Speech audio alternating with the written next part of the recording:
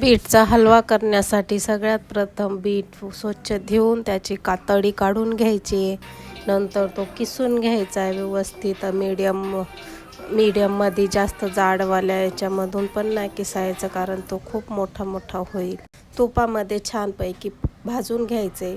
तुपामध्ये भाजल्यानंतर नंतर गूळ ॲड करायचा आहे आणि पाणी काहीच आपल्याला टाकायचं नाही आहे त्याच्यामध्ये.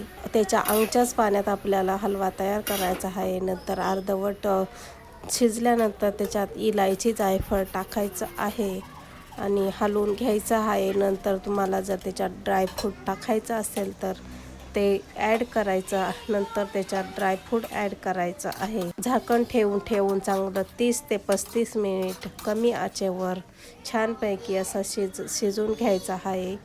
नंतर हलवा हा 7 ते 8 दिवस टिकेल असा छानपैकी तयार.